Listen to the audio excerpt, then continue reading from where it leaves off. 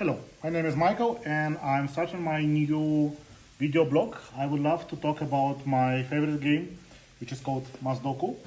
However, I know it by this game, by this name, because that was how I knew it 10 years ago.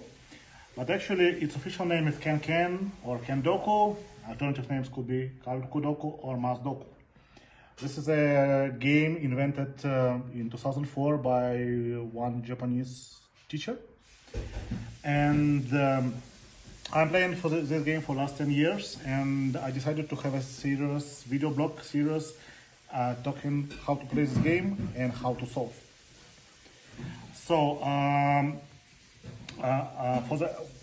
I use it as an app on my phone called Mazdoku Extended. This app already disappeared from the Play Market, but I still have it, and it's on Android. It's still possible to install Sync even if it's removed by Google. On other devices also exist, and Android exists, and on iPhones, and many others exist. But I will be talking mostly from the context of Mazdoku Extended. It has certain features, maybe some other apps have other features, but I'm planning to talk about this app and its features, namely the puzzles. So I'm going to briefly describe what the puzzle is. So you're given a square table, and the task normally, if you see we have like I make it as a green little squares. With light blue I have certain ranges combined, and in a corner of each range we have some number plus some mathematical operators such as plus. We don't have minus here, but we can have plus, minus, multiplication, and division. So here we have, for example, this range.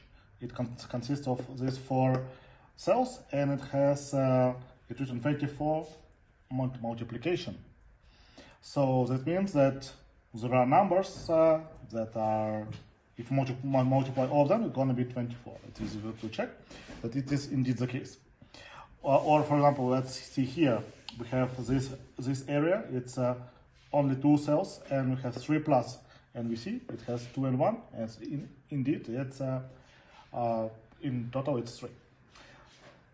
So the game usually looks like we not given these numbers in red. That's I wrote it as a puzzle solve, but usually you're given the task with just this ranges defined and numbers, and you have to fill them in.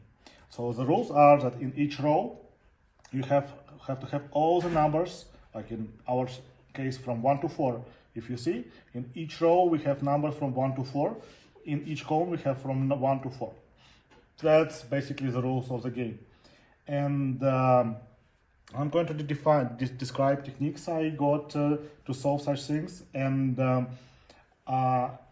in the applications that I said, they have puzzles from size 4 to size 9, and they have each of those has 5 difficulty levels.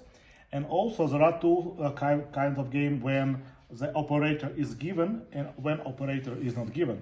So for example, it could be if it's a mode where operator is not given, we just see that 24, but we don't know which operator, if it's plus, if it's minus, multiplication or division. So it is in this case it was a multiplication, but in more difficult most of the game we don't know, and I'm going to describe how to solve all kind of those puzzles. And this is my introduction episode. So here I will just get some terms, and starting from the next episodes, which I'm planning to have next 60 episodes to cover all the possible combinations of complexity sizes and with or without operators.